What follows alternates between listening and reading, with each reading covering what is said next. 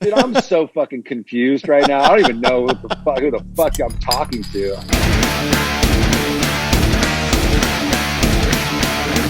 What's up, everybody? I am Johnny Christ, and this is Drinks with Johnny. I am super excited. I have the esteemed pleasure of about to have a chat with one of my all-time heroes in the music industry, Lars Frederiksen of Rancid. How the hell are you today, man?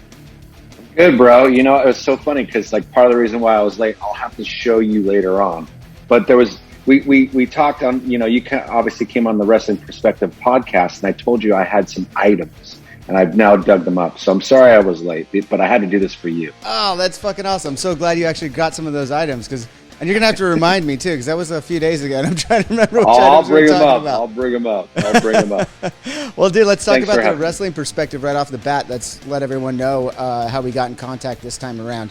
I was on your guys' show, the Wrestling Perspective Podcast, a few nights ago. Had an absolute blast. Thanks for having me on there. I love that podcast you guys are doing.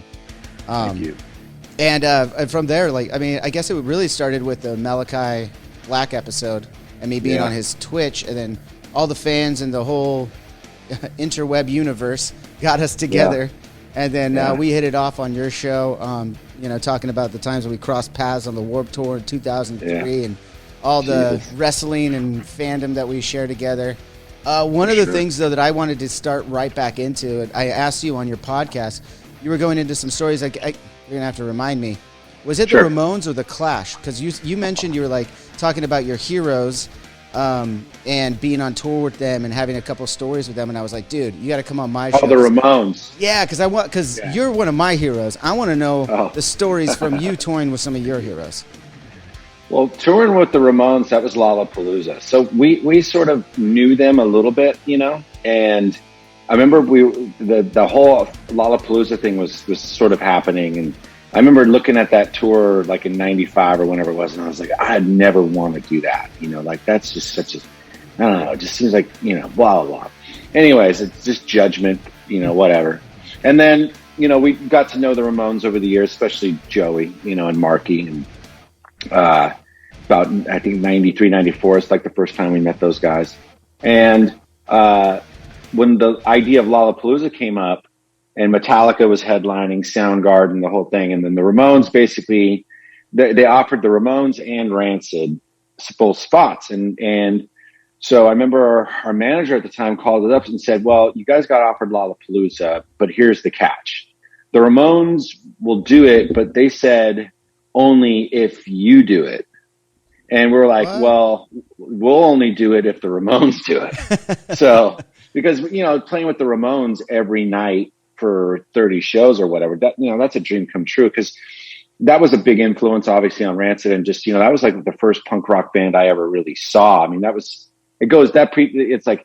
remember about 1979, and where we finally got cable TV, in our area. Okay. And I remember my mom spent the $8 a month, which was, still $8 at the time, for very, anyways, it was a lot of money to her. Yeah. And so you basically got 4 channels, and then now you have 12 or 13, right? And then you get a UHF station or something.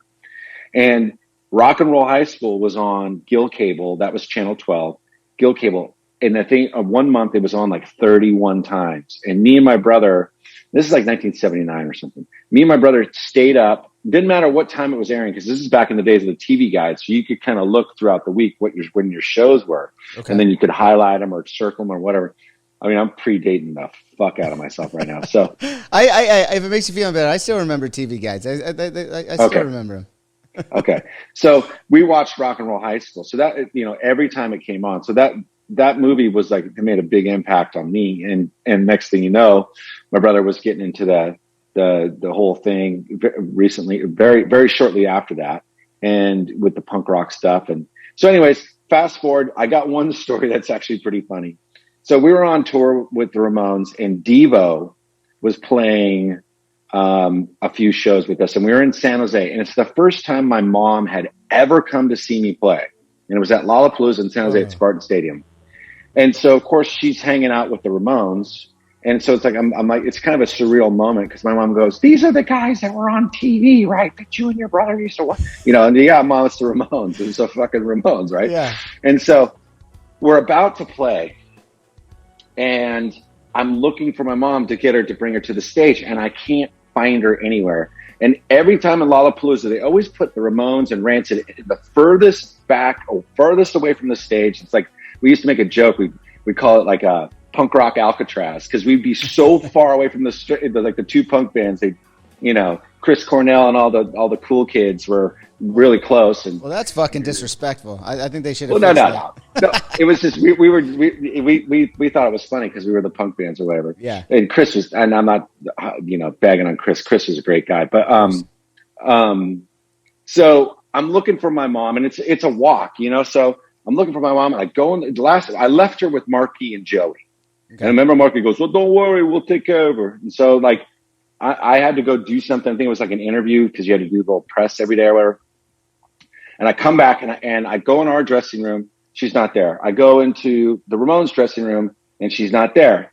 And I'm like, and there's like another dressing room over here. And I'm like, I wonder if she's in there. And I walk in and it's my mom in DEVO's dressing room.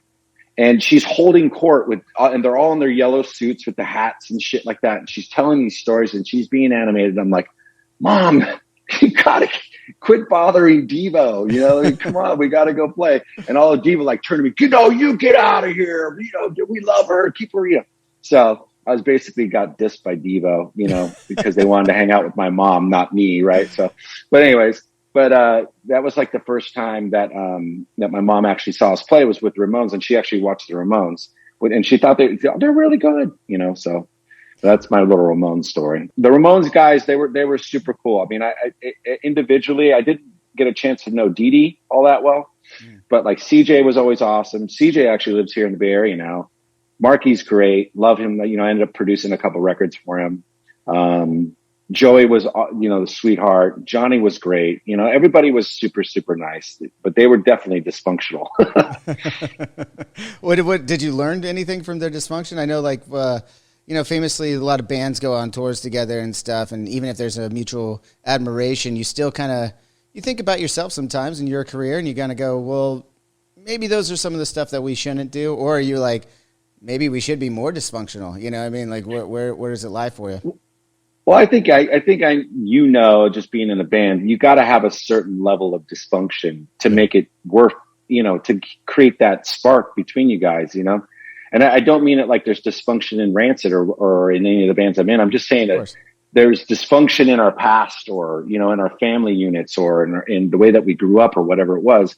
And you're a human being. So you can't help but, take that with you into certain situations.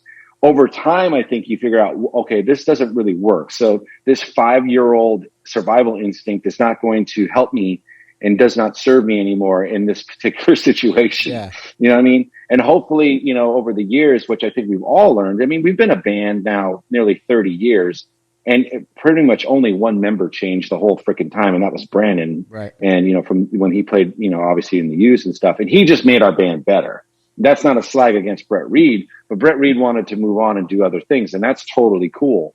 But we weren't, me, Matt and Tim, we had this chemistry. It's like lightning strikes. It's like, when lightning strikes, if you're smart enough to see it, like there's never been jealousy between us because we've always like treated every member, each other as equals. It doesn't matter who writes the songs, who does what, who's doing more of the interviews or whatever. It's a group effort. It's a unit.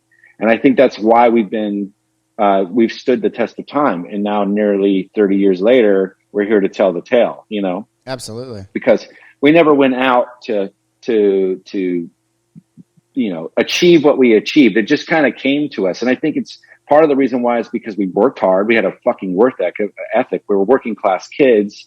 In my case, we were working fucking poor before it was a term, so it's like, yeah. I think you had this work. My mom was a Danish immigrant, grew up in Nazi occupied Denmark in World War II. So Whoa. there was this sort of, mentality that came with her, you know what I mean? And that you can't help but absorb that in your family unit. So with the Ramones, as far as what I learned, I mean, those guys stuck together longer than just about anybody. Mm-hmm. I don't necessarily know if they did something that I wouldn't do, or, but you know, the time that we had with them. I remember one time me, Chuck D, and Marky Ramone had like a 3-hour conversation about whatever it was, sports and everything else. And it's just like, it's so surreal, these moments when you're sitting with the dude from Public Enemy and you're sitting with Marky Ramone and you're talking about just normal shit. You know what I mean? It's like really freaking weird, you know? It's a fucking mind fuck when that stuff happens. I mean, that was happening for me the other night when I was on the Wrestling Perspective, honestly. It was like, oh, this is awesome, you know? Like, we had a conversation about fucking wrestling. And, you know, I'm a fan of yours as a guitar player, musician, producer, guy in Rancid, everything. Thank you. I didn't know about the wrestling fandom until pretty recently, actually, when I started following on Instagram. Not that long ago. And I was like, I saw you posting about stuff, and I was like, this guy's really into wrestling. Then I saw the podcast. Then, like, our paths crossed that way, and I'm like, oh, this is awesome. Because, as I said, my first time meeting you, it was so in passing. I don't expect you to remember, but it was like 2003 Warped Tour. My first show ever for that Warped Tour, I think we talked about on your podcast, was Boise, Idaho, where we signed in. And I was like, it was literally, so I'd done 2 weeks before with Avenged at the end of 2002. And it was just like a fill-in 2 weeks. I didn't know that I was going to be in the band. Flash forward, 6 months later, we're starting Warped Tour. It's my first real tour I've ever been on. Boise, Idaho, getting my picture taken like a little 18-year-old kid, got my laminate made for Warped Tour. I'm walking around. There's all my fucking heroes. At night, Rancid goes on. I think you guys headlined the very first night. Like, I mean, Warped Tour is different. Everyone gets the same amount of time. Main stage, different stage, everything. We know that. But you guys closed out that night. I'm pretty sure it was. I'm pretty sure. And I'm walking around on that time. Waking the Fallen was either coming out or had just come out. We're handing out EPs with like 2 songs on it, just handing them, walking around. And then I hear Rancid start on the main stage. I was like, I threw everything and fucking went over to the stage and watched. I was like, this is fucking awesome.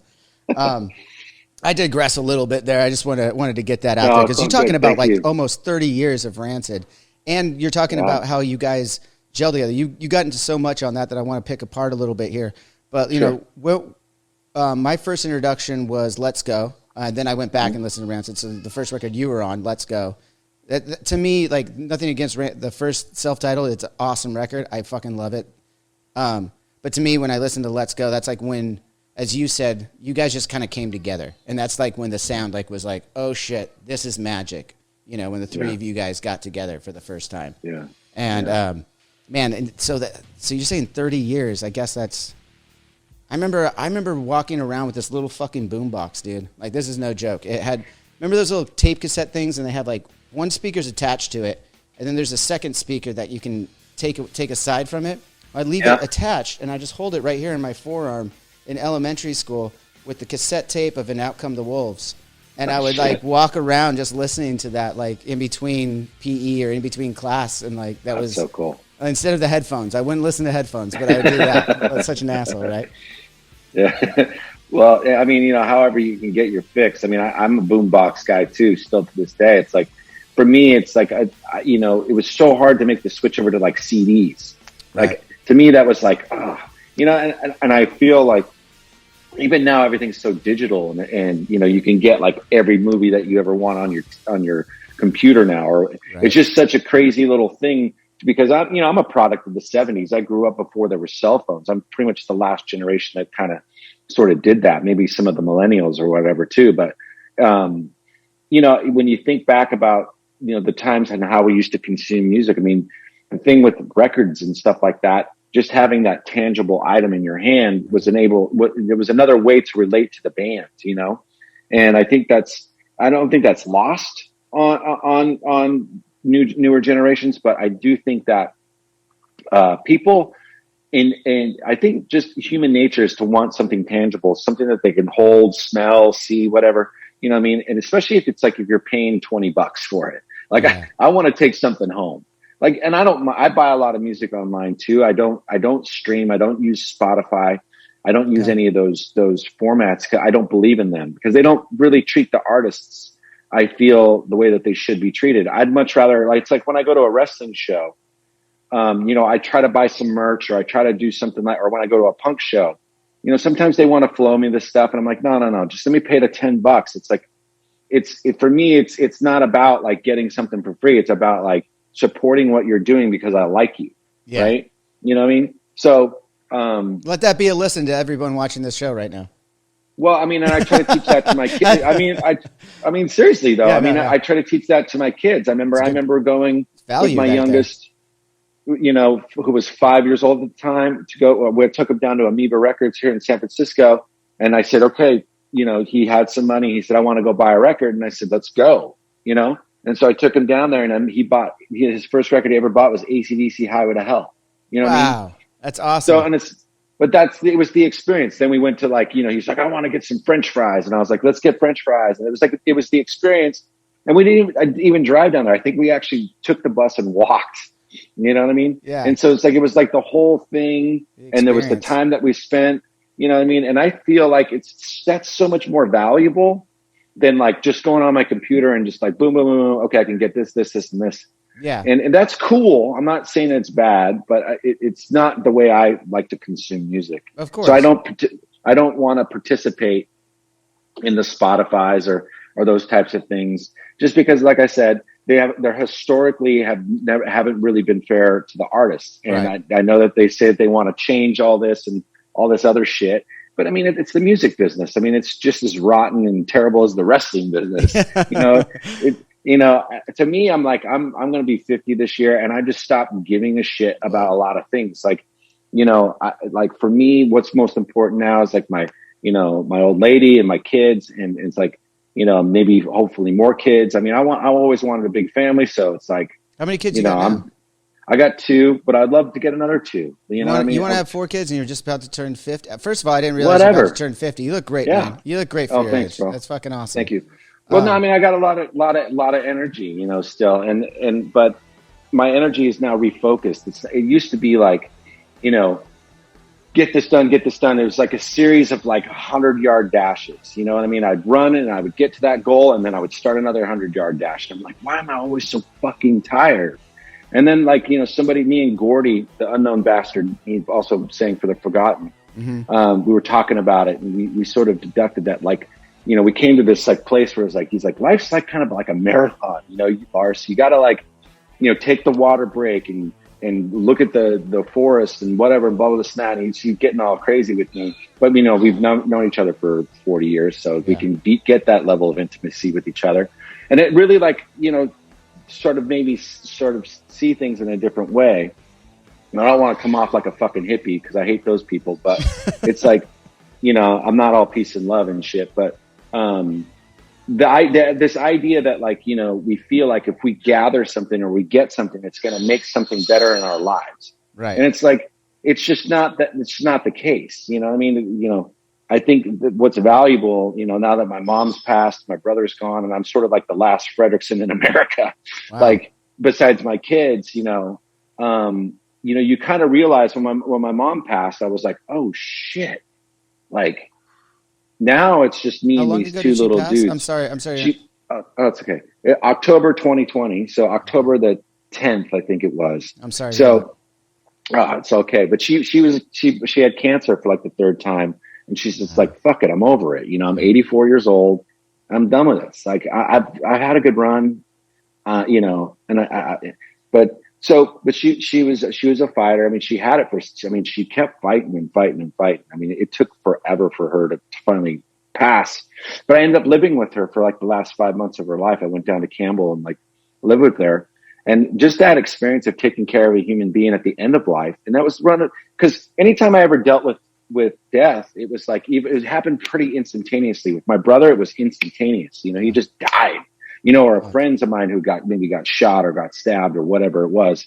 It was very instantaneous. So it was very like dramatic. But then to watch somebody kind of sort of exiting life and being at peace with that, you start to, obviously, when you have kids, and I'm sure you probably experience this, you start facing your mortality. You start kind of seeing like, oh shit, I'm not as quick as I used to be, or I'm not as this as I used to be, or whatever it was. You sort of start figuring out your limitations. I can still get on a stage and burn that motherfucker down. I know I can do that, and I can do that well. but like, there's other things that I'm not going to be able to do so well. Like, fuck, dude, like, give me a break. You know what I mean? Like, what the fuck? You know what I mean? Lars, like, did you ever think you're going to be wearing glasses like that, man? No, but these are my readers. So it's like, okay, all right, let's see what we got here, blah, blah. It's like, it's fucking ridiculous. Well, you still look punk rock wearing them, at least. So you got that going for you. Well, they're $20 from Walgreens. So I figured, hey, that's about as punk rock as you can fucking get with it, right? Yeah, and my kids are giving me so much shit because my kids got really good sense of humor. Both of them were little ball busters. Love that. I remember one time, my oldest, he used to play hockey. My youngest was in the back and he said, "Hey, Soren, you were born on the highway." And I'm like, what the fuck is he talking about? And Soren goes, "Dad, was I born on the highway?" And I go, "Wolfgang, what are you talking about? Like, what do you mean he was born on the highway?"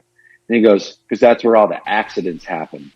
I'm just like, damn, dude. That was a good delivery too. Like there was a lot of thought that went into that insult. That's pretty good. That was really good, and I keeled over laughing because that's such my sense of humor. And my family, my mom had a silver tongue. My brother was a ball buster. It's kind of like one of those things. If you're not busting balls, then you don't really like me. Yeah, that's how fucked up. Talking about dysfunction earlier. Well, I hope we end up busting each other's balls by the end of this conversation. Yeah. Well, you gotta be nice first. You can't. Just no. They don't want to hear that. Yeah, you got to get a feel for a guy. You know what I mean? So it's like, that's another thing. It's like, you're not going to be my friend if you immediately insult me. No. To that point though, have you? I know you have to have met people like that. I met several people like that and everyone has in life where there's someone who comes into your group. Everyone has like their immediate group, their core group of friends or family or whatever. And every once in a while, someone gets a new boyfriend, a new girlfriend, something along that, and they get brought along to it.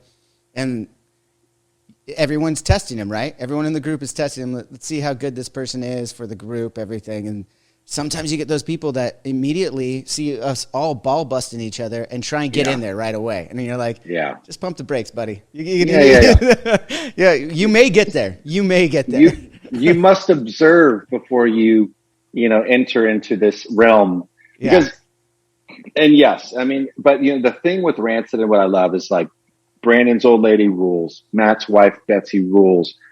Tim's old lady's great. So, and, all of our girlfriends and stuff like that are great people, so it's like, and, it's like, maybe you have the same experience too, but like, when I was a kid, I thought like backstage is like getting back. Maybe it was this way, but like our backstage is so calm and so chill. And it's like, everybody's reading or doing something like, and it's always kind of been that way. It's never been a big party atmosphere. We've always sort of kind of kept it chill. You've never had it like that. So I agree with you. Like, especially as we've gotten young families and stuff like that, it's chilled out a lot. During the day before shows, no matter what, that's always been chill. That's downtime. Everyone's doing their own thing, maybe getting a workout on, something like that, relaxing. Right.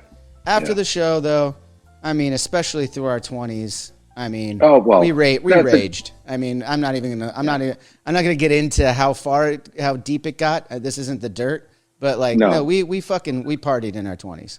Well, yeah, and you have to. And I think that like that party, for me, I haven't taken a drink or a drug since I was 21, so I'm it's sort been of that long. abstained. I know you've been sober. Wow, congratulations. That's thank you. Awesome, man. Yeah, for me, it's like, like I say, I had an allergic reaction to alcohol. I break out in handcuffs. Like I can't, I can't do it. I haven't heard that one. My father went through AA, and I went through my fair share of meetings through him, and even my own stuff. And a lot of those stories get out, and everyone's got some fun ways of saying why they had to give up alcohol. That's the first time I've heard that one. If it ever comes to it for me, can I steal that one too?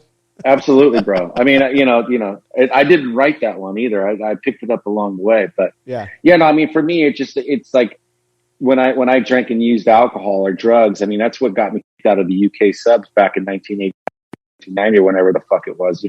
It's like I was also with in a band with a guy old enough to be my dad, Charlie. But like, you know, I was in there. I wanted to drink, fucking fight. Like that's just, you know, where I came from. That's what I wanted to do. And it's sometimes not very conducive when you're trying to be in a band, you know, and play cool shows. And I mean, I got them banned from like 2 towns because of my behavior. You know what I mean? There was places they could never go back to because of me, just because of my, you know, because that's the thing. You don't have to say what you did. I understand we don't need to rehash what you did, but can you tell me where the places were that they probably still can't go back to? I think there's one place left, and it's called Iron Bridge. And the only real band photo that I have of me in the UK subs is actually the next morning after the debauchery that yes. So that's why I know that. And the funny thing, yeah. And the funny thing about it was I was visiting Charlie, who's like my dad. You know, he was always a father figure to me, you know, and still is. And, you know, he's been around. He's actually coincidentally been in San Francisco when both of my sons were born, you know, so, and he would come and visit. Because Nicky Garrett, the original player or second guitar player, but everybody knows him to be the original. Well, you know, when they started doing things, lives about 20 blocks away from me. So, which is funny. But you guys still get together? No, you know, I haven't seen Nicky in a hot minute. Last time he drove down my street and he was with his girlfriend, and his appearance changed a lot. And he stopped right in front of my house, and I was out in the front, and he goes, "Hey, motherfucker." And I kind of looked at him, and I went into my garage and I grabbed a baseball bat, and I was kind of walking up to his car, and he goes, "No, it's Nicky, it's Nicky." I'm like, "Fucking Nicky, like what the fuck? You can't do that to me." Like, I haven't seen you in years, and this is how you. Yeah, but hey, wait, that's going back to the good ball busting though. That's going. He's in the circle. But that's the thing, you know. And it's like Nicky's a great guy, and but that's like the last time I saw him, and I was like, "Nicky, I almost fucking hit you with this." He goes, "No." He goes, "I stopped you." And I said, "Thank God," because I didn't even say anything. I was like, "All right." And I just went and got my bat and like, "Okay, where are we going? What are we doing?" So, but, I don't know. I try not to do those things anymore either. But, yeah, you know, I think that with the subs and that having that experience and, you know, just being an asshole and, just, you know, I was 19 though. So it's like, it was a whole different trip, you know, now that I was kind of living like, you know, like I was 13, you know, I kind of had that mentality still, you know, I brought my neighborhood with me to this band. And I think that goes back to this dysfunction that we were talking about. Does that ever go away though? Let me ask you a question, I don't think it does. I still feel like I'm mentally a lot of times. I mean, sure, you grow up, you have kids, you have responsibilities, yada, yada, yada. Yeah. Mentally, man, I don't know how I'm that much different from when I was 13. Well, you know, I think it's the thing that I had to make the disconnect or try to make a big disconnect is this idea that my kids are going to have my childhood. Right. Right. So like, cause they're not.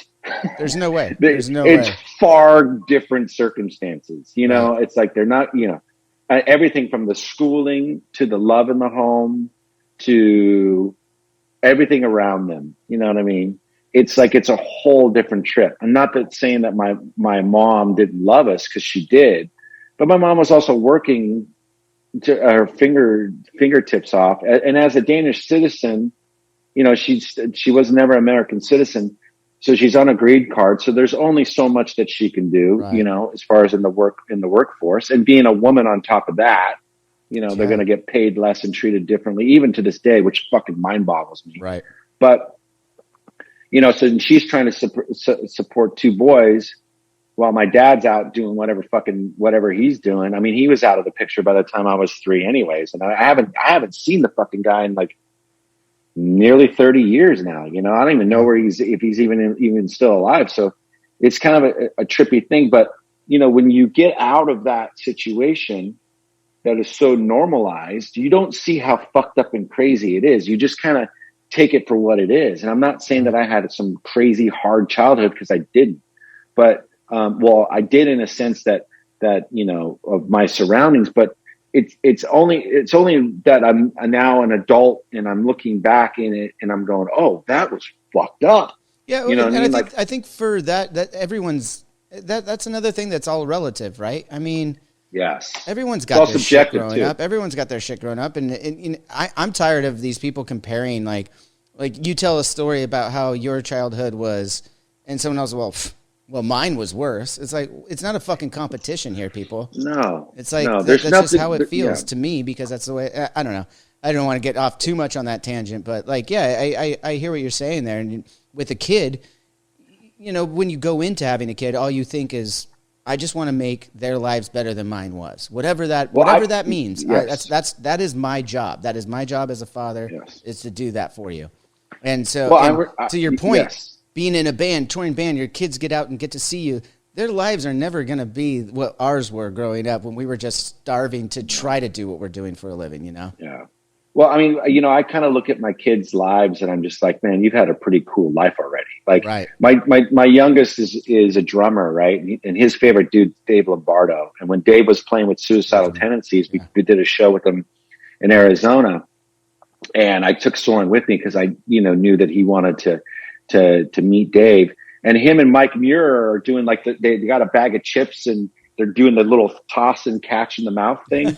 And they were getting along. And I was just like, whoa, you know, and Mike is such a sweet dude and he's a dad too. So he knows exactly what's up.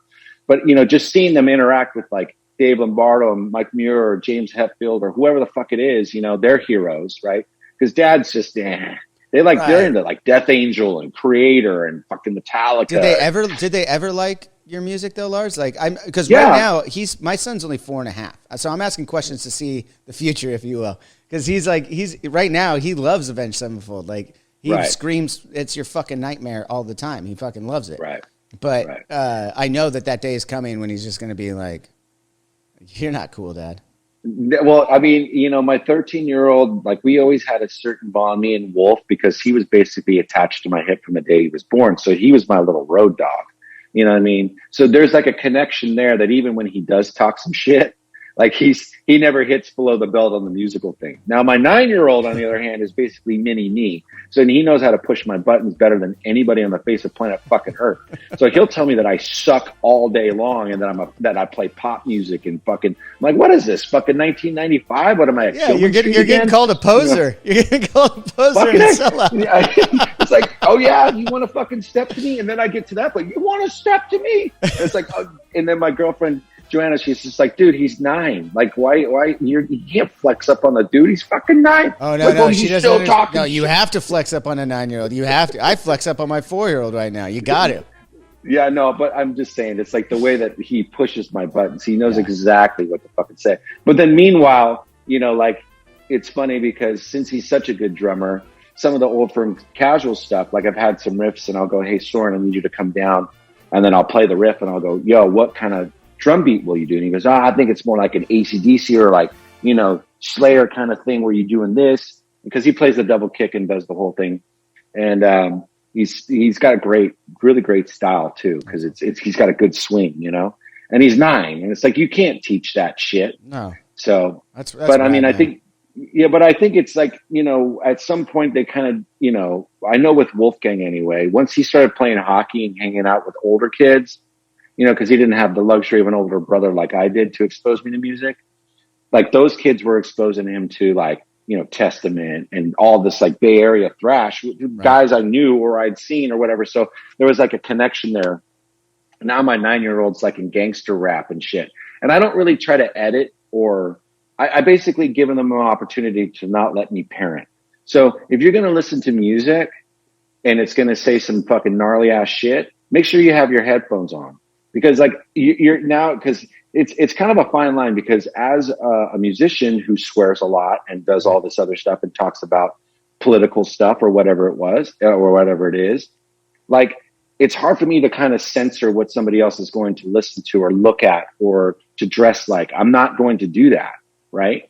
But then when you throw the parenting thing into it, when it is sort of your responsibility to kind of like mold these little fuckers, right? To get them to be productive members or somewhat productive members of society, but also teach them that individuality and creativity are way more important than anything, you know, at least that's just my perspective. Right. And that's what I'm trying to transmit to them. Yeah. So it's really hard to kind of go, well, you can't listen to fucking Juice WRLD or you can't do this or whatever it is. And then sometimes me and Soren have found bondings between like a guy like Juice WRLD. Like God rest his soul, the young kid, but he's doing stupid shit like taking drugs and stuff like that. Right. And that's sad. He kills himself. You're 21. You're just at the dawn of your, it's like all these guys. It's like, Sid Vicious or any of these dudes that were drug addicts. It's like, I never celebrated that. I never thought that was like a mark of honor. I thought that was stupid, And I don't. You haven't even gone through your 20s, like we were just talking at the top, like how much fun was it? I mean, I can speak for myself. How much fun it was traveling and doing those things in our 20s. That was those experiences people would think are fiction. Right. I guess I just never looked up to drug addicts. I never thought that was like there was nothing romantic to me about being poor. And when you're poor, you understand that. Yeah. Or have been poor. Well, you're talking about your kids. We're talking about kids here real quick, and I think that's an awesome thing that they come in and play drums, right? Your son comes in and plays drums to the riffs, and that's helping you out. I can't wait for those days, man, because I got to say, I'm going back to Rancid a couple of times here. I hope I'm not marking out too hard, but I was showing it's all good. I was showing my son Franklin Let's Go the other day. I realized, I was like, I don't think I've shown him very much punk. He's only 4, and most of the stuff he listens to is the music soundtracks for movies and shit, like, and yeah, which is fun. And some of those are fucking phenomenal, by the way. If you actually delve into the musical writing aspect of them, there's some good shit. I digress though. So I was listening to Let's Go, and I was like, "What do you think?" And my son's got a mohawk, and he's in the back of the car seat. We're on our way to driving some fucking place, and we're blaring Let's Go. And I was like, "What do you think?" He puts his sunglasses on and puts up the horns and starts headbanging. I was like, I've done my job. I've done my fucking job. Those are the victories. Those are the victories that are etched into your brain. You know what I mean? It's like when, the Cockney Rejects were one of Wolfgang's, and he would always, say the name wrong, but I knew what he meant, But those are like the little small victories when they like something that you like, or they want to do something, how you do it. Like me and him, Wolfgang and Soren and I connect on a completely different way than me and Wolfgang. You know what I mean? And that's the thing. Your kids are, they're different human beings. You think it's going to be the same, but they're just fucking different human beings. So polar opposite. Wolfgang's very quiet, reserved, very smart, highly, highly, highly intelligent. And he reminds me a lot of my brother. You know what I mean? And same mannerisms, same sense of humor. Same shit. And then Soren's just about like, I need to be physically challenged at all times, like I was. I was always the one that needed to roll around, contact sports, contact street life. I guess I needed to find love, and that's just the way I wanted to do it. And just, I think the way that he sees the world is a way different, but they're both like, I've always had them in sort of physical sports. Like Wolfgang played hockey. He was a goalkeeper. You know what I mean? Soren, I'm going to get him into boxing now. And he likes that kind of shit. They like to fight. So, and that's pretty cool. And if they can learn something along the way, and not get their ass handed them too bad before they learn the lesson, then it's a victory. Right. So as far as like everything else, like I just left guitars around. I left musical instruments around and let them explore it. You know what I mean? If they want to go to it, then they go to it. I've had moments where I've like made Soren go play 20 minutes of drums if you want to play 20 minutes or an hour worth of video games or whatever. Right. Like do something. How'd that go? It just, it's 2 hours of video games. It's like he's going to find it whenever he finds it, and it's like, that's the thing. Like I had no idea that my grandfather on my mom's side was a banjo player and a badass banjo player. I had no fucking clue because my mom always sort of suppressed the whole punk rock thing and the music thing. She wanted me, because I was a really good baseball player. So that's what she wanted me to do, and I was like, well, this is not my community. These are not the people. I love the game. I love the sport, but the mentality that comes with it, it's just not where I'm at, And so I went to more of the musical route, and I also got injured too. But at the end of the day, like, when you force your kids to go do something, and I'm living proof of that, I'm going to go the opposite way. Mm-hmm. You know what I mean? You tell me I can't, be punk. I'm going to be fucking punk. You tell me I can't do this. Fuck you. I'm going to go do it. And that's the way I've always lived my life.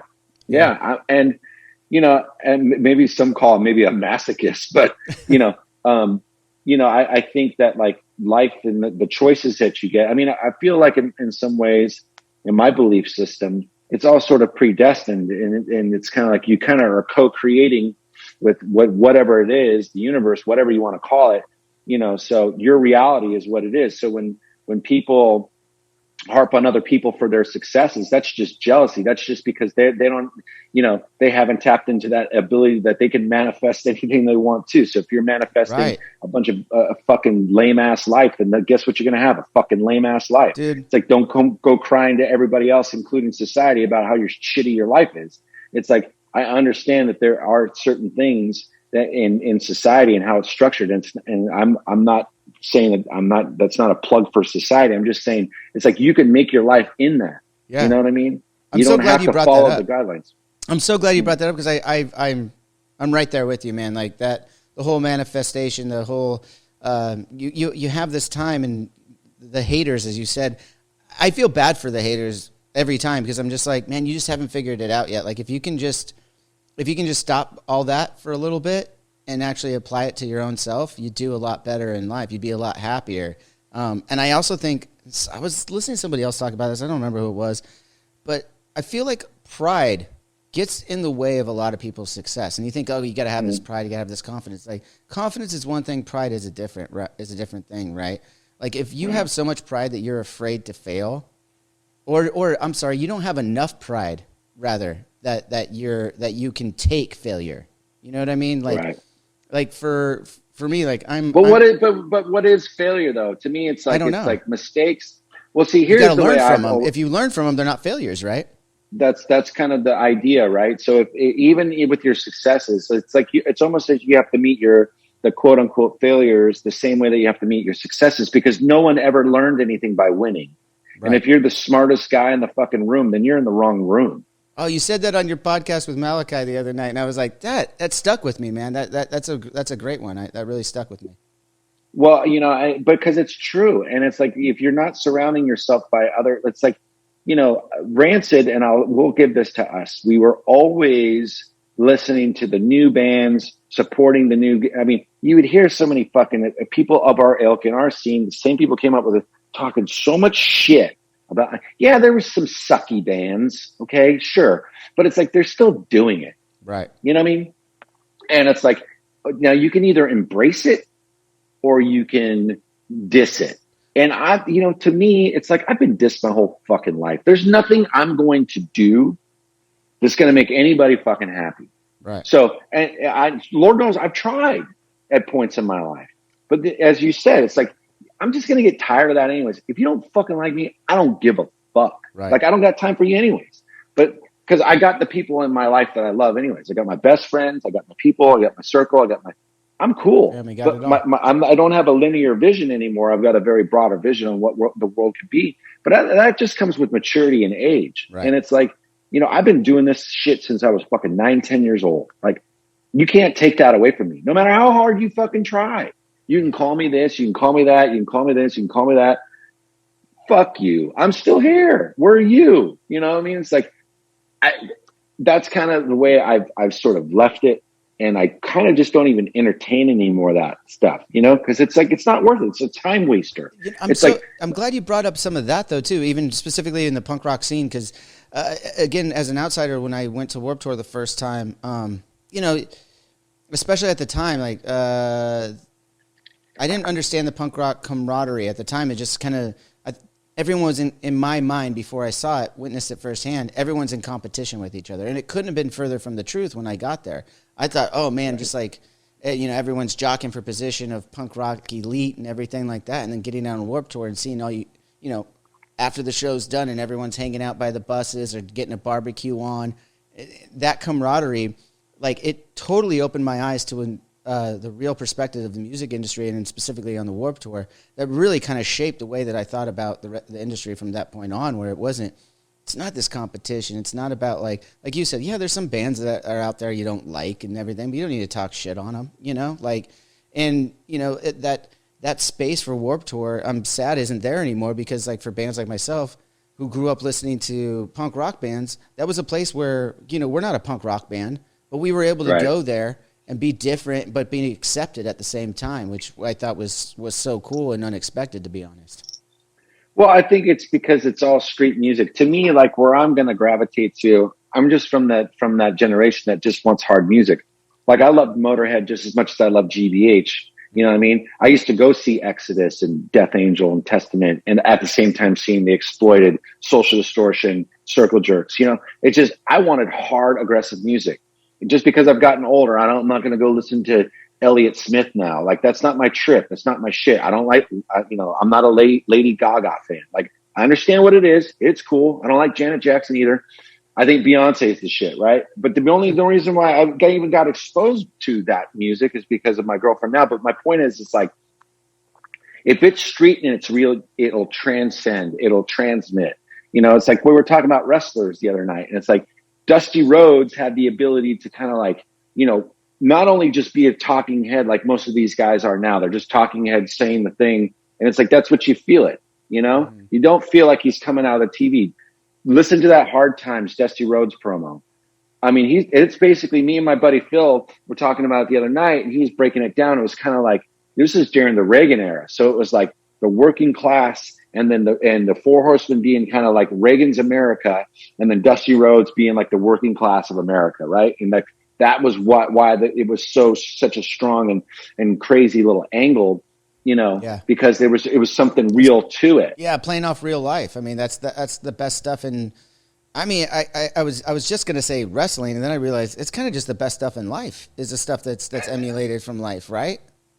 Well, I mean, if you think about it, it's like when we were in the Cold War, who were the biggest enemies? Iron Sheik, Nikolai Volkov, right? You know, and then you had the antagonist. You had the protagonist, Hulk Hogan and or Sergeant Slaughter, or, you know, Colonel, and then you had Colonel De Beers, and then you had, what was his name? Was Sergeant, not Sergeant. What the fuck was his name? Anyways, there was another. Because I have to admit, when we go to 80s wrestling, I loved it, and I was able to watch VHSs because I mean, like we talked about on your podcast. My first introduction to wrestling, I was 3 months old at WrestleMania 2. And then later on, you know, I go back, and then as a, you know, probably 8 or 9 years old, I'd go to the local VHS store and rent a bunch of old tapes from the 80s. So I remember going, like, seeing a video of a WrestleMania where Hulk Hogan was against Sergeant Slaughter. I was like, wait a minute, I thought they were the fucking heroes. They actually fought each other in a fucking main event one time? I went back and watched that. So, I mean, to your point, because Sergeant Slaughter someone could fix it. Someone knows who you're talking about right now and could put it right there in the comments. We'll get it later. But Sergeant Slaughter went during the first Iraq War. All of a sudden, gets to General Adnan al-Qaisi, right? Yeah, and then all of a sudden, like he's now a turncoat, like Sergeant Slaughter from G.I. Joe. Like they made action figures about this guy. This is a big effing deal. And then Hulk Hogan, I'm a real American. But no, he wore a beret. I can't believe they made a fucking LJN toy out of the guy. I can't believe you can text me. You can text me after when it comes to you. Yeah, it's going to come to me, and it sucks because that's the thing we were also talking about. It's like we've forgotten more about professional wrestling. Oh, before I forget. Oh, your memorabilia. Now I do remember what we were talking about. Fuck yes. Okay, there's one. And then, of course, you got to have this. This original pressing, obviously. Oh, my God. And then I'm going to save the best for last, but I don't know if you ever got into this one, but did you ever see that? But this is the wrestling album part 2. No. This is a promo copy, too. It's got the little green, gold promo stamp. So for the people listening, not actually watching this, Lars just pulled out some old records of like some wrestling stuff that is just I've never actually seen. I've heard about these records. I've never actually seen them. This is really cool. Well, it's just like this shit. Like Blassie is the king of men. Yeah, you know what I mean? That's so in the studio or in the ring. And then you got the Jesse the Body Ventura picture disc, and the flip side's even better. That was one I didn't know existed. You were telling me about. Yes, and so this is the coup de grace right here. But this is the Terry Funk album. Dude, do you? They look pretty taken well care of. Do you ever listen? Do you ever pull those out, or do you just keep them as collectibles? I have, like, when I first bought them, I was interested. I can't remember what's even on the Terry Funk one, but like I would listen to them and then just kind of tuck them away. But the wrestling album I can kind of go to. But Hulk Hogan also made a rap record. I don't know if you ever heard about this record. but it's fucking genius. I remember I had a cassette. I had a Hulkamania cassette, and I'm sure there was some of the raps. It might have been a compilation of some of the stuff because I know he did a few different things, right? So, and right. I would use. Obviously, the first song on the cassette was "I Am a Real American." The theme song used to come out to, and I'd use that when I would pretend to be Hulk Hogan and walk into my bed and being like, come out. The entrances. I love that it actually ended up translating into what I do for a living now. But like the entrances and the theatrics of wrestling was my favorite part. Like I love the in-ring work too. Don't get me wrong, but my favorite part is the theatrics, the drama behind it, and everything. And I'm so glad I'm in a band where I get to do some of that action. Well, you guys, but that's the thing. You guys have like that thing. You're able to go out and do this amazing show, and it's like I can only imagine your aesthetic though is it. I can't say it's full on pro wrestling, but you can see the elements. There's definitely elements. That's pretty cool. And then myself and M Shadows, who we're recording right now, I'm going to go see him later. He just turned 40 today. Wow! And, tell him happy birthday. I will. Me and him are the guys that grew up on wrestling the most. So he definitely has. I've definitely had to call him out a couple of times early on where he'd stand up at the front of the stage and pull a Triple H with the water and just spray it out. And I was like, that was a Triple H move. He's like, yeah, I know. It's fucking. Well, Brandon always teases me. He goes, dude, you're not a punk rocker. You're a professional wrestler trapped in a punk rocker's body. That's okay let's too. Just be honest. But no one's ever put it to me like that before. But I thought it was the funniest thing that, of course he's going to see it, Yeah. But, the thing about professional wrestling, and it's like, it's kind of like the Great Equalizer, and I think we talked a little bit about that, but it kind of levels the playing field in a lot of ways between people. It's like maybe a baseball game or something. It's just our version of it, Mm-hmm. And I think being able to because you might relate to different characters than I might relate to. But the thing about it is your experience might help me see why this guy might be actually pretty good. It's Absolutely. like Braun Strowman was one of those guys that I never got. And then somebody kind of changed my mind about him, and I looked at him and I was like, oh yeah, now I get him. Yeah. But I was never like he is. But see, like The Rock, I like Stone Cold. You know what I mean? I like those types of wrestlers. The Rock was great. Of course, can't take away from anything from him, but he wasn't I didn't find an affinity. I like Cactus Jack. I like Stone Cold. I like a little bit more rough around the edges. I don't really like pretty boys, See, so to your point, you brought up Dusty before. I remember I've heard this. I never met Dusty, obviously, or anything like that, but through other wrestling podcasts, I've heard the stories of Dusty talking about how wrestling should be a buffet. It's got to have everything for everybody, right? You can't. Agreed. You can't. Agreed. And in that, you're having everything for everybody, but there are going to be people that don't like the steak that night. You know what I mean? They're not going to like the stroganoff that night. But they really love the chicken satay or whatever. It's going to be. I'm not saying some of those. Yeah, but some of those Rock Stone Cold matches will go down as some of the greatest in history. Awesome. But I think that's when I got more of an affinity for The Rock, is when you can see how dynamic he was, right? And how young he was. But then again, he was second generation. And it's funny thing about it is because that's right. Third generation. So, but what I meant by second generation is because I was thinking about Rocky Johnson. When Rocky Johnson and Tony Atlas were the tag team, that's what hooked me to professional wrestling. When I saw those two as a tag team, that's when I was like, this is it, right? Because something about those two guys, I don't know what it was. Maybe it was that they had an incredible charisma, but I think there was their bodies. It was the way that they fought. It was it just reminded me of My Neighborhood. I don't know what it was, but I tuned in, I zoned into it, and I was like, this is what, I was always like a rock and roll express over the rockers. Like Shawn Michaels, I know how great he was, and he's a super rad dude, but he wasn't one of my favorite wrestlers. Bret Hart. I loved him as HBK. When he became HBK, I agree with you in the Rockers. Some of that stuff they were great in-ring performers, but some of that stuff, the gimmicks were a little hokey to me. But when HBK kind of became HBK, a heel for a little while, and then joined D-Generation X later, he became one of my favorites. But I digress there. Sorry. Yeah, but no, it's all good. But Bret Hart was my dude. I love Bret Hart. I thought great he was he was the best performer. He had a good promo. He was a great in-ring guy. everything that he ever did was always flawless. And very rarely do you see that guy make a mistake. So I had the glasses. I had the glasses, dude. I went to a house show with my parents or with my dad, and he bought me a pair of the glasses. I wasn't close enough to get them on the, I wasn't by the cage getting them from Bret, but I walked around the alleyways or the hallways of the Great Western Forum, I believe, or the Honda Center, whichever it was, with my Bret Hart glasses on for sure. If I knew we were going to talk about this, Bret actually gave me an original painting that he did for me, and I should have broke it out because it's actually send pretty me a cool. picture of it later. We'll send it out to the people that enjoyed this episode too. Yeah, but I mean, so a lot of these guys, I think, where I related to with the wrestling thing, I think there had to be some sense of realism to them, and it's like we were talking about like the other night, the Repo Man and the Mountie and all that shit. And I love that stuff too, because I think it's so gimmicky and so hokey that like, I love the Berserker and shit like that. I mean, forgot about the Berserker. But just remember what came out of that. So the Undertaker came from that, that era.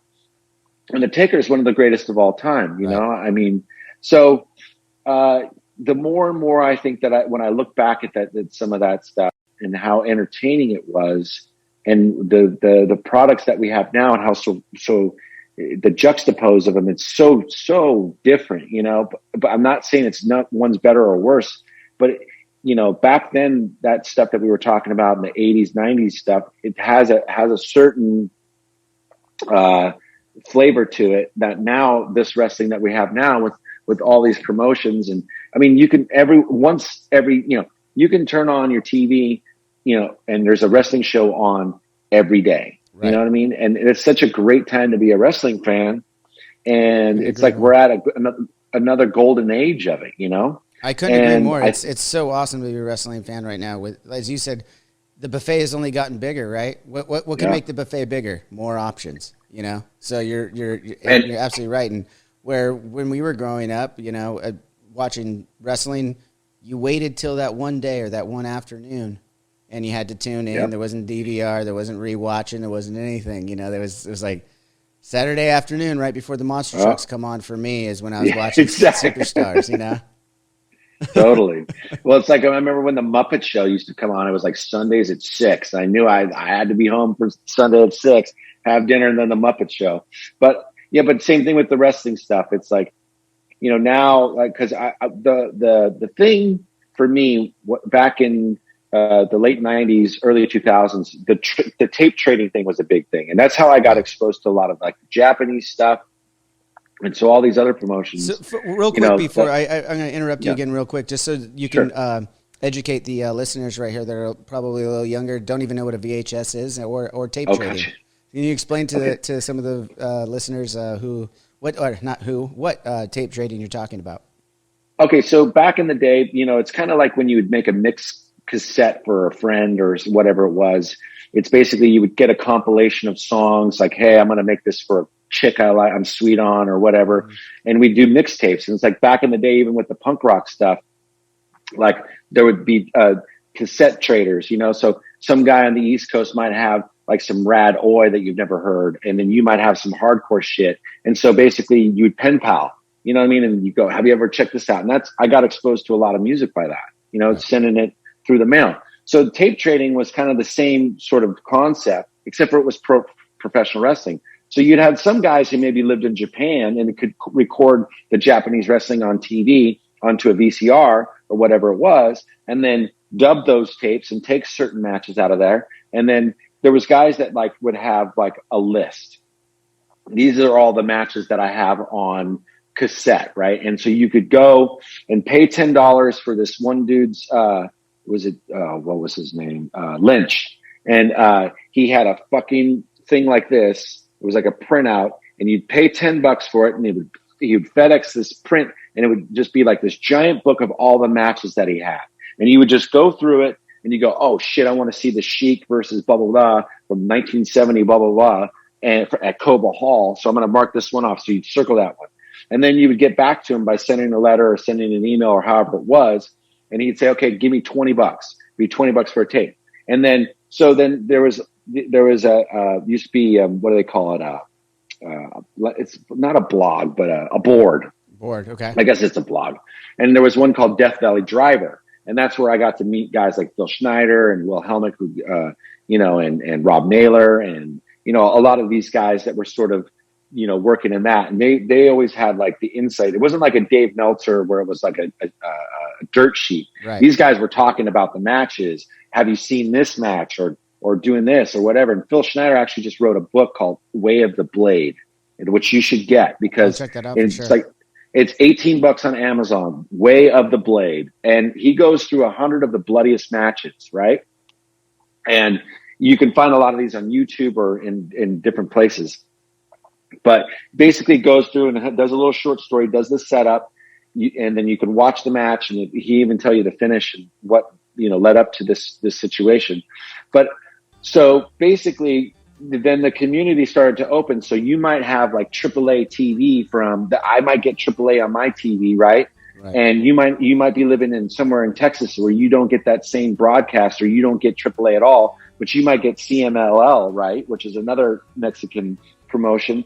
So I'm going to record the AAA stuff and then I'm going to send you all the TVs while you're going to send, and I don't get the CMLL stuff. So you're going to send me that back. Right. So it's kind of like this community. And then, I want to get this big Japan show from 2001. Well, who's going to have that is this guy. So let me trade him with something that he wants to get this big Japan TV for you. Right. So that's kind of how it would all work. So they have it again. These kids fucking have it way too easy, man. You don't have to go through all that shit anymore. No, you don't. Because but it's great that you were able. I mean, that just shows the the fandom. Like you guys. People created the community. It wasn't there, so you just created it. But awesome. it was kind of like the punk rock thing because it was like a seedy underbelly. Because when punk rock started, I remember this first time I ever saw gay people first. Because the only place that would throw these punk shows would be either gay clubs or youth or like American Legion centers. You know what I mean? So you were exposed to this whole other world that you had not. I'm from fucking Campbell. You know what I mean? It's like we had different colors and different races and all that shit, but we didn't have like this. We didn't have gay communities. San Francisco did, and that's who threw the punk shows. Right. And it was kind of reminiscent of that stuff for me because these were underground dudes that knew their shit, that were like real, like super, super duper Uber fans. They were like the ultras who follow soccer teams or the hooligans or whatever. That's kind of how they're passionate about professional wrestling. And so getting educated through all that and finding out different promotions or different wrestlers, you know what I mean? And because the big guys like Masawa or Inoki or, some of these Japanese guys, but like how I found out about Jun Kasai, was in these death matches that were happening long before, CZW or ECW was Japan, so it's like, that's where you would go. And now you're seeing a death match on TV. Like we were talking about Gage versus Jericho. I mean, that's the first death match in a fucking in America in a stadium TV. They did the pay-per-view one with Kenny Omega and Moxley, right? But that was the first one on just cable, TNT, no less, the home of the NBA playoffs. It's a big fucking deal, and it was let's talk about that real quick before we move on. I'm sure you get this question all the time from fans or aspiring musicians. What do you do to what makes success, or how do you become successful? And it's like you got to get that energy. You got to get the right people, man. You got to get those stars to align. Well, but you have no control over that. That's the funny thing. It's like it just sort of happens for you. Like we didn't go out, dude. We did not go out and service our songs to radio stations. Radio stations started playing our songs. Like we didn't go to MTV. We made a video. Our video for Hyena was before any Offspring or Green Day video. It was on Headbangers Ball, December of 1993. Right. Like before any of those bands were doing videos, we were on Headbangers Ball, right? We didn't go out and service the video. Ricky Rackman or whoever was running the fucking thing saw the video and played it. Right. And it's like the station in Boston and in Detroit were the ones that playing Salvation. That's how that song got. We didn't go service that or whatever that means. It's like we were in fucking Little Rock playing the fucking Vino's fucking pizza restaurant, and we get a call from Brett Gurwitz that like we need to make a video for Salvation because it's going crazy on the airwaves. And we're like, what the fuck? Yo, what airwaves? You know what I mean? That's awesome. Yeah, what does that even fucking mean? So it's like that's the thing, you know, it's like it happened. It was like all these beautiful mistakes in a lot of ways. And it was all supposed to happen anyways, because there was a gigantic fucking lesson in it all for all of us anyways. You know what I mean? So I think that. Wait, what lesson are you talking about there? Big lesson. Well, I'm sorry.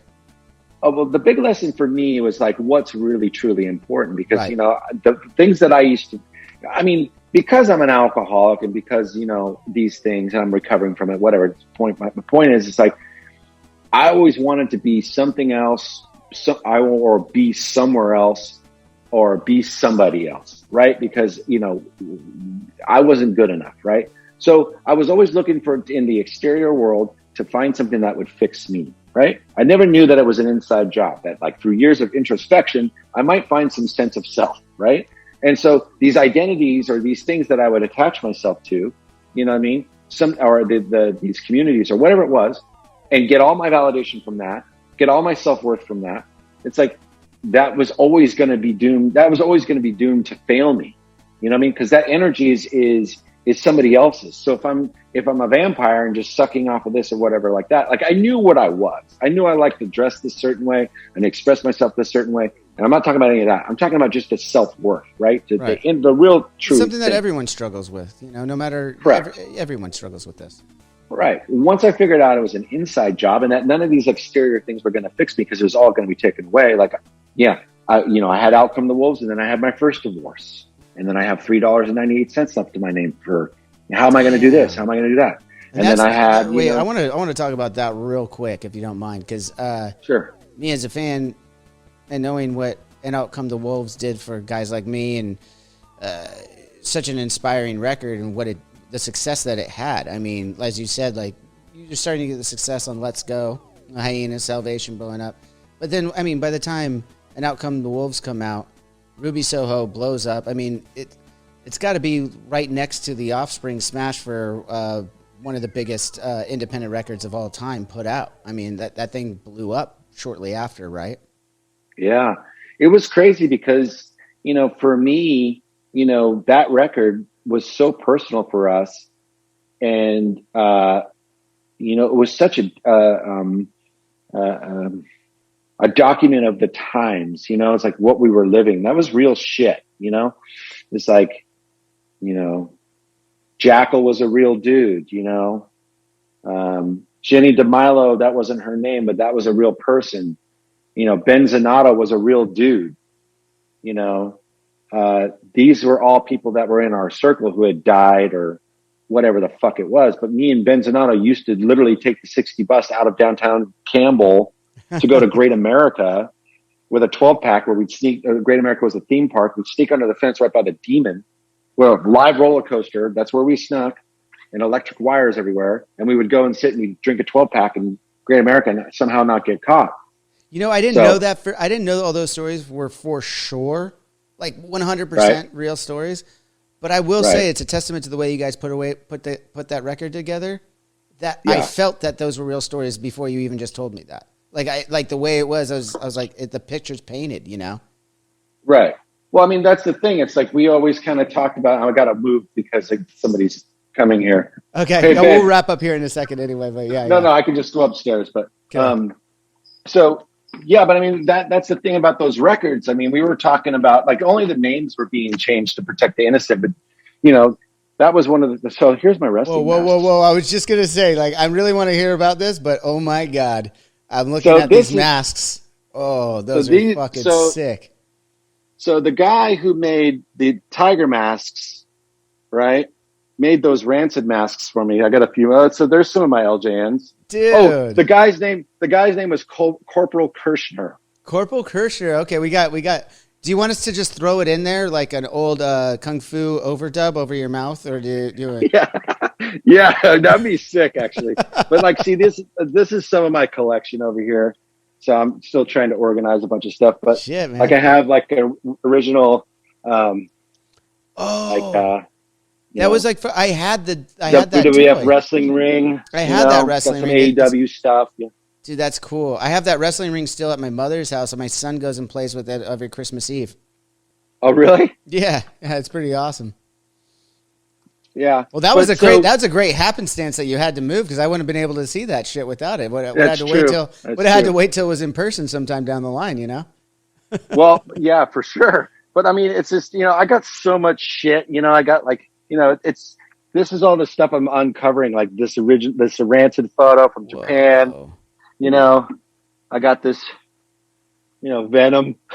That's so cool. Yeah. Here's that picture I was talking about. So we became Iron Bridge. Oh shit! That's the UK subs photo. That's awesome. Yeah, we were talking. I become friends with Fat Mike over a couple last few years, and we were talking about it, and he got into M Shadows and him playing golf together a lot, and they become good friends. And Matt's kind of turned him on to these NFTs. I don't know if you've followed up on that at all, but like some of that stuff you have can be turned into like these NFT stuff. We could talk about it later, but okay, it's I think Mike's doing some of it with his original artwork from some, he has a bunch of original artwork from past NoFX albums that I think he's turning into NFTs and stuff. I'll see him later too. Yeah. I'll tell him you said hi, but yeah, please do. Yeah. So I mean, the Wolves thing was such a strange time because we were also on the road immediately. I mean, we toured for about a year and some change on that. But the way we were touring was we were going 6 days on, 1 day off. So we had 1 day off a week, and that was normally the 800-mile drive. Yeah. You know what I mean? So we played every continent. That was just a crazy freaking time. And then to go back to what I was originally saying, it's like, you build this thing and then you get divorced, so you lose it all. And then I just getting out of a 14-year marriage, a couple years ago with 2 kids, and it's like everything was gone again, and it's so you understand that the things that are fleeting is stuff like success and money and all that shit. And it's just like you get to this point where just kind of like, what's really, really important. And I think one of the things that has happened for me over the course of the years, and I think, like I said, it took a lot of introspection, a lot of going back to my spiritual roots and finding some sort of spirituality. And I don't mean like Jesus Christ or Buddha or any of that shit. Right. Just my own pagan shit, because I'm a pagan, right? My mom on her deathbed was like, I'm a fucking heathen. I don't want a priest, And I've always kind of felt that way too. And I think kind of connecting with that part of me, and realizing this journey is, like I said before, it's like a marathon. It's not really a bunch of 100-yard dashes, how I lived my life for so long. And I think now for me, and just being able to talk about it is so different. I mean, I've always worn my heart on my sleeve. I could always easily communicate how I was feeling. But I think that experience of the success and then getting it all and losing it all and getting it all and losing it all, or whatever that all means, right? Mm-hmm. Then you're kind of stuck with yourself and you're like, well, what's most important here? Well, most important here is these 2 kids, right? It's not me anymore. It hasn't been me in a long fucking time. Right. And making that realization, drawing that connection, going, oh shit. And then this band, I love it, but it's not the be all end all. It's not who I am. It's part of what I do.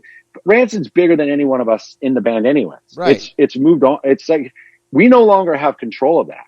I mean, we can control it to certain aspects, the music we make, these things, but people, it's theirs now. It's that, and that's the way I truly feel about it. So, I feel like in a lot of ways that, hi.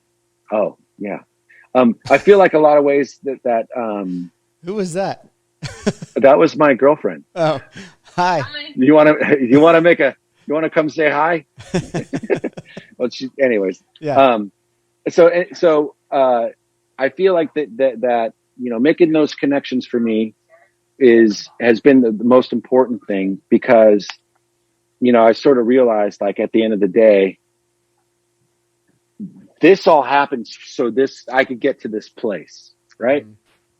And really kind of taught me the biggest lesson. Like when my brother died, I was like, oh shit. Like my tolerance for people's bullshit went down. It was like this, then it became like this. Then I had a kid, my first son, and then it was like this. Then I had my second kid, and I was like, okay, I got no more tolerance for anybody else's bullshit. Man, I could relate to that so much.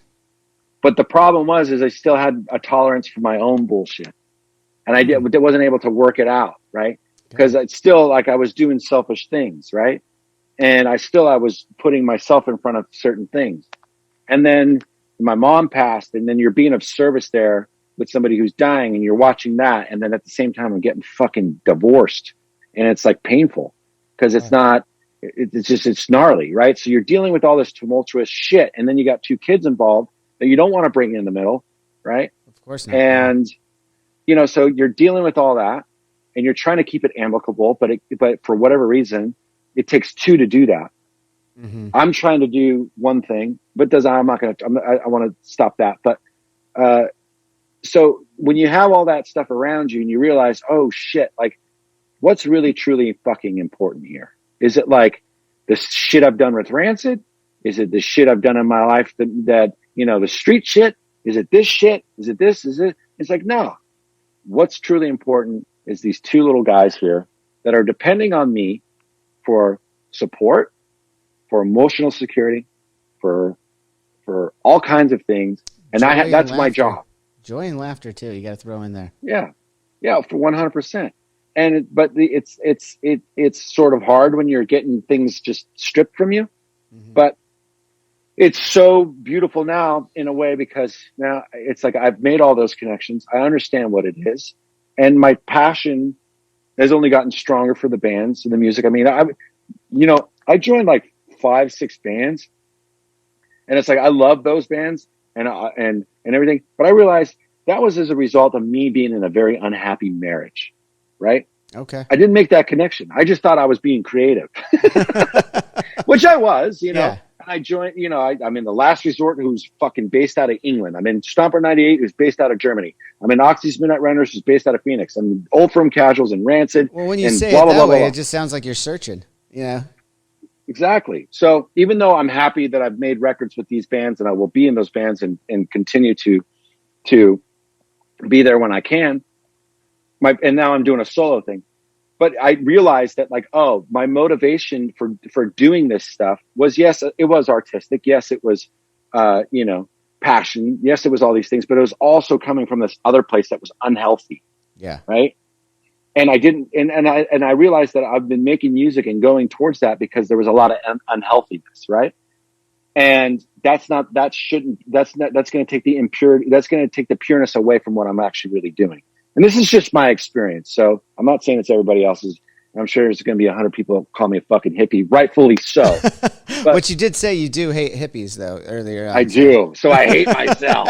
No, but I guess what I'm trying to say is that like making these connections and having these realizations just for me as a human being and having my fucking human experience, right? And yeah, I know I'm fucking punk rock and all that shit, and I get all that. And that's me, and that's a big part of me and a big part of who I am.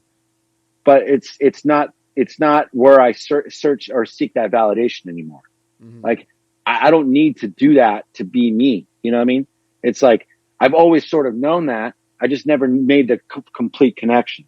Like I'm a musician. I make music. I write fucking songs. I think I write pretty fucking good songs. I write great songs with my partners. You know what I mean? And that's the culmination of us, right? I'm not going to apologize to you for that. Right. I'm going to own it. I'm going to be accountable for that.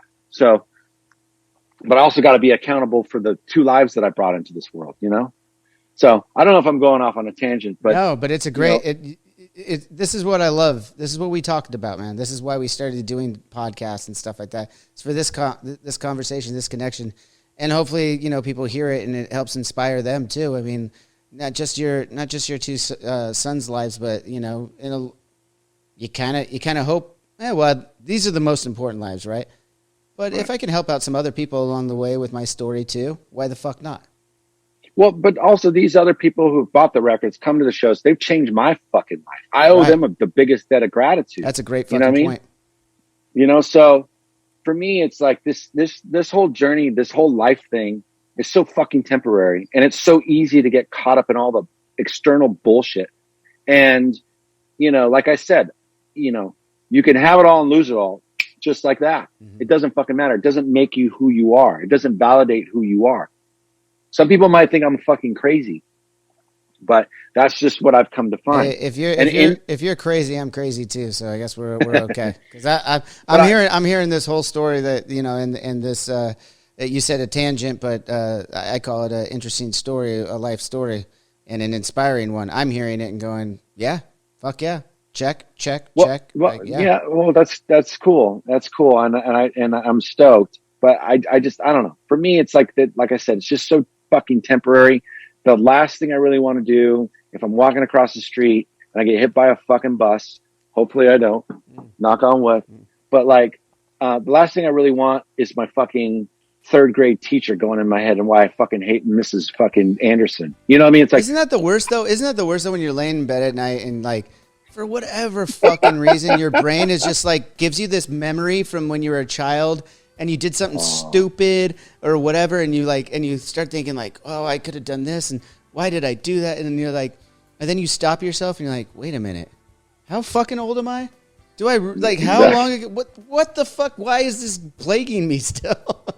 No, it's true. It's crazy, and it's like the only thing that I've, you know, someone once told me, you know, about 10 years ago, they said, "Hey, Lars, the 40-year-old Lars can calm down the 5-year-old Lars. He has the skills." Wow. And it's like, oh. What does that mean? Well, it means that I act like a 5-year-old sometimes, like on sometimes my decision making, right? Yeah. Like I'm, you know, growing up poor and not having shit and having fucking high watered hand me down fucking tough jeans. Like I always feel like I've been coming from this place of like not being able to have enough or whatever it is, you know, even though I was, you know, my relationship with fucking abundance, you know, that was what was off. It's like, you know, it's like how I see the world. It's like, how many guitars do you need to fix you? You know, how many records do you need to fix you? How many wrestling masks do you need to fix you? That's an interesting story. Let's not bring wrestling into that. Okay. You're right. You're right. I digress. But these wrestling masks, like, so the guy who was making Tiger masks, bastards were coming over to Japan, and there's a guy in Masa, and he made a few of Tiger masks, and he made me 2 of the custom ones, the pink and black ones, because he knew I was a Bret Hitman Hart fan. Right. So that's why he made them pink and black. Rad. And so he made them for me. It's kind of a sad story because I went over there with Japan with Rancid a few years later, and found out that he had a heart attack and passed away. Oh. Because he was a younger kid. He was actually maybe a little bit older than me at the time, but yeah, I still have the masks, you know. Damn. So, and I went to Amazon and I got some black styrofoam heads. I'm like, I gotta display these now, you know, because they've been sitting in a fucking closet like for 20 years, along with those fucking. They gotta be out. They gotta be out. Yeah. Speaking of things that were a little bit like older, just the other day I saw that you posted. I think it was The Bastards is now available on cassette. Is that for real? You guys went back and did something on. So there's cassette tapes of Lars and the Bastards now. Yeah. So the first record, I remember it was put out, and I think it was like a really flimsy cardboard, like digi kind of pack case cassette. Okay. Because I remember Rancid had put out Life Won't Wait on cassette, but it was like a cigarette box where you flipped over the top and you took the thing out and had the insert and everything. And then when the Bastards came out, I think it was just had a little paper. Oh, I remember sleeve. those. Yeah. Okay. Well, I mean, I remember those from other cassettes, not specifically what you're talking about, but I had the sleeve. Okay. You're talking about the cardboard sleeve the tape comes in and out of versus the plastic that opened up.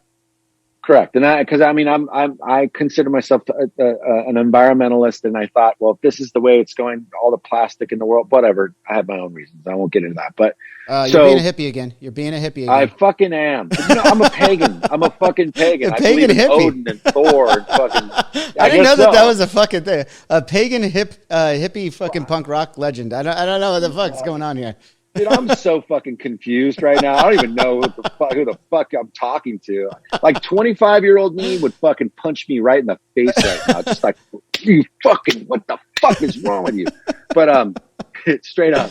So, but anyways, so the Viking record was never released, right? Okay. So Charlie from Tapehead. I buy a lot of the cassettes from him because I like cassettes. You know, I like the way that they look and they feel. It's so fucking stupid because the original reason why I put it in a paper sleeve, they're now in plastic sleeves, so I'm a total fucking hypocrite. But anyways, well, that's a different kind of hippie, right? Yeah. I'm a fucking such a hypocrite. But anyways, they never had an official, like the Viking never was released on cassette, and I wanted to go back because those original Bastards ones, I didn't even have a copy of it, right? And a lot of people don't know this, but like that cassette tape, because when you make a record back in the old days, you take it off the big tape and bounce it down to master it off the 1/4 inch. Right. So basically you're squashing it down, right? And so the truest sound of what the record's going to sound like, it's kind of like from a cassette in a lot of ways, right? Some people might argue that maybe I'm completely off my fucking rocker, but I always felt like when I listened to a cassette version of like a Rancid record or whatever, I was like, that sounds like the most like it would sound when we were doing it. Right. So I kind of prefer that. So sometimes, and I've got like, boom boxes galore over here, right? Oh, that's fucking awesome. You're really, honestly, Lars, you're inspired. So I have a record collection that was passed down to me when my grandfather passed away. I love it. He took great, and it's up here in my man cave bonus room that I'm in right now. And I fucking love listening to records, especially old jazz. I grew up listening to jazz. I love listening to old jazz records. And but you're inspiring me for the tape because as we talked about at the beginning, I had a tape of "And Out Come the Wolves" in that boombox. Right. I had tape cassettes where I was listening to all of my favorite records. I stole all my two older brothers' cassette tape records of Metallica, Megadeth. You mentioned Testament, and a lot of these things. So now and then you just talked about recording the tape, and like we still do that. We record drums to a big reel tape first, and then put it back into digital, so we could get that feel, or at least we have in the past. I don't know. Can't remember if we did it on the last record, but you know how that is. And yes. But now that you say that theory, I can buy it. I think I'm going to have to start a cassette collection now. Is what I'm getting at. Well, the thing about it is like I bought a few of the old Priest records on cassette, and I bought a remastered version of what the fuck's the name of that record? With Heading Out to the Point of Entry. Point of Entry, yes. I bought okay. So I got a nice turntable, so I played it on there, and I was like, oh, this sounds really fucking good. And I said, I'm going to try a little thing. So I got my shitty boombox, the $120 one or whatever, and I put the fucking old cassette, and I'd be damned to say that tape didn't sound a little bit better. It was way warmer for some reason. It just had a little bit more oomph to it. So it, in some cases that's not been the case, but that particular record, whatevs. But, to me, it's just all formats. It's whatever's going to keep me interested. I like, that's why I love wrestling and things like that, because there's always something new to learn about or something, that keeps you interested. And same thing with music. It's like, I like going, sometimes I'll just, shelve the punk records for a couple months and just kind of go to like Priest or Exodus or some, shit, some dub stuff or whatever it is. And I'll go somewhere else and I'll just listen to that, or I'll go to First Wave on Sirius XM, where it's just nothing but new wave shit that I hated when I was a kid. I didn't fucking want to see fucking Berlin and Adam Ant, but whatever. And then I just go back and I listen to that, and it just kind of like, it almost like cleanses the palate. And then I'll rediscover something. I'll get my Run DMC fucking tape or my fucking Tone Loc or some shit, that I like. You know what I mean? That sounds like, dude, we gotta hang and listen to some cassettes, because you have a great collection. I'm gonna have to fucking do that. We're coming up on the 2-hour mark, and there's just one more thing I want to get into before I let you go. I know you got a busy day. I know you got a busy weekend, because this is what I got to talk to you about. You guys are getting ready to go back out here pretty soon here. You start rehearsals, I believe you said? Yeah, going to go start on Monday. So, we got the thing with the drop kicks, and hopefully everything will work out and everything stays open and great and everybody stays safe and,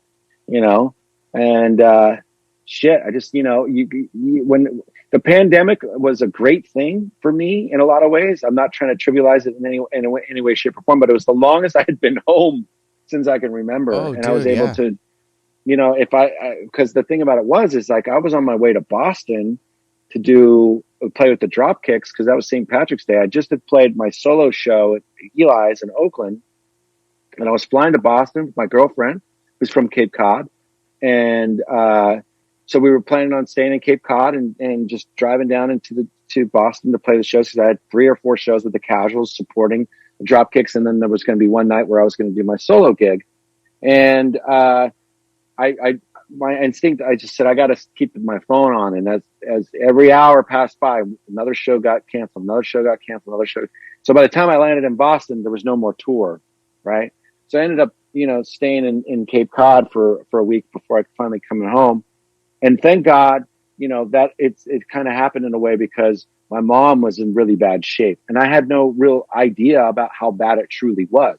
I feel like no one ever really knows. Like, it seems like you'd never really know until you see it, Yeah. And because of the pandemic, I hadn't been going down there because we were worried about, because I knew that she was, had cancer and just beat cancer. And then she had told me that it came back, and, but she was going to try to do the chemo and the whole thing. And so I didn't want to go into her space, because nobody knew, there was not a lot of information about what was going on. Right. But in a way, I had tours booked for so much of that year that I would have, if things hadn't shut down like they would, I probably would have missed what was going on, right there. Some of the last moments with your mother, which you can't get back. No, you cannot get that back. And that was one of the things that was kind of a blessing in disguise for me personally. And like I said, I'm not trying to trivialize anything that went down. I think everyone can understand. I mean, when they truly think about it, like because my life has always been the hustle and bustle. It's like, like being in 5 bands. I was out pretty much 3 weekends, 4 weeks out of every month, doing something down here, doing something over there, going to England, spending weeks there, going to Germany, doing weeks there, blah, blah, blah, blah.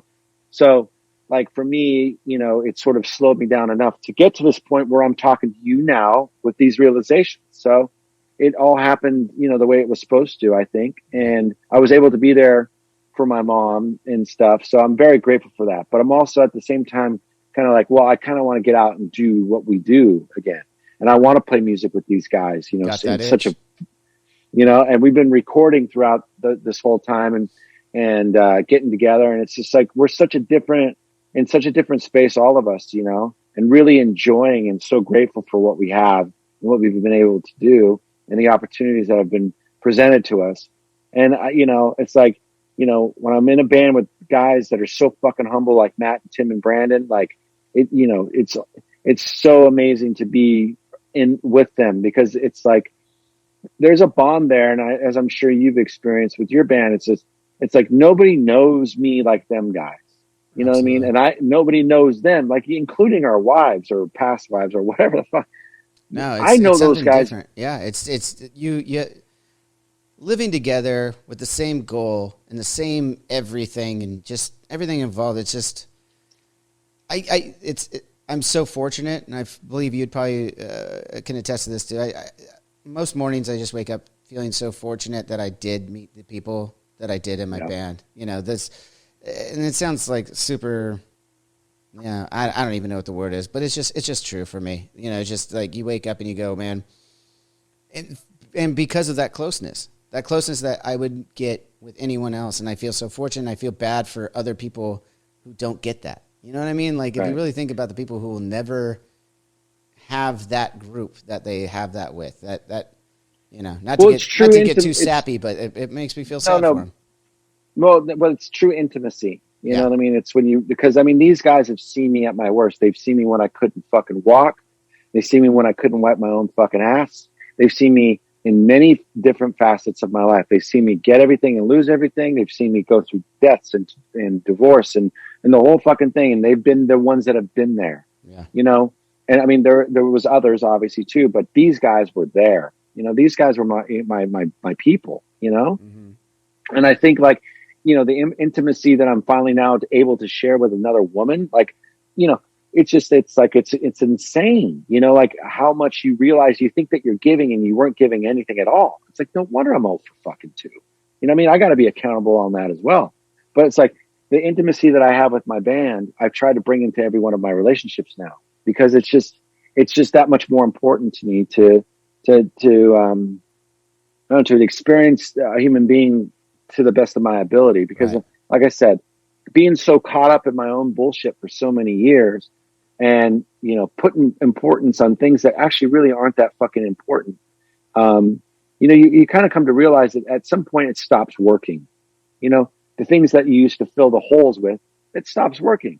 You know, there's a time limit on that.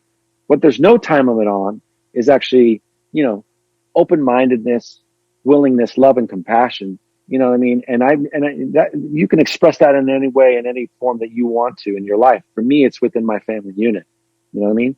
And giving that my full, not only reaching my full potential there, and always that's my constant goal in life, is to love my children hardest they've ever been loved, love my partner the hardest she's ever been loved, and just love the people around me. And I don't really want to beef with anybody anymore. I don't really give a shit about what anybody else does anymore. It doesn't bother me. Nothing matters to me. I remember me and Lemmy talked about that. He said, Lars, one day you just get to an age where you just stop giving a shit and you just want to live life and enjoy it, because you know the time's coming where you're not going to be able to do that. Right. And when Lemmy's fucking telling you that, you better fucking listen. You listen. You fucking listen. That's for sure. Well, he dropped a few nuggets in front of me as far as advice and things that he said. And then he said, it's up to you whether you pick them up and use them and apply them, basically, whether you use them or not. You know what I mean? And fortunately for me, I picked them up, put them in my pocket, and then did my best to try to apply them. You know? Dude, so well, you just dropped some fucking serious nuggets for me and for everyone listening right now. Dude, I've taken up so much of your time. I can't wait. I want to continue this like in person, with or without the cameras, someday very soon. Maybe when you guys come to Orange County in October. Fuck yeah. You know, Rancid's coming out. I'm going to be there with or without your blessing. Hopefully it's with your blessing. And you got me. You're invited. You're always invited. I appreciate that, man. I appreciate that, man. I got to say, though, real quick, you mentioned you guys have been recording this whole time as well. Last record in 2017, Troublemaker. By the way, love that fucking record. I thought it was some of the best stuff you guys have put out in a while. I'm just being completely honest, as a huge fan. I love all the records, but that was like one that like kind of threw me back to some of the old school Rancid shit that I really loved. Me too.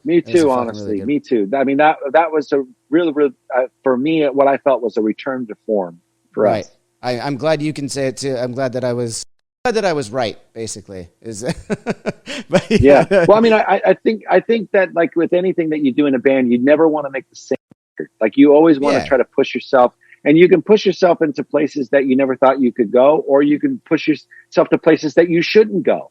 You know what I mean? And I'm sure that we've done that in a lot of people's perspectives a lot of times. But I feel like for us, at the end of the day, with that particular record, I feel like the most satisfied that I had in a long time. Like I loved, Honor Is All We Know. I loved that record a lot. Yeah. And I've loved every record that we've made, because it's always been a sort of a snapshot to where we are.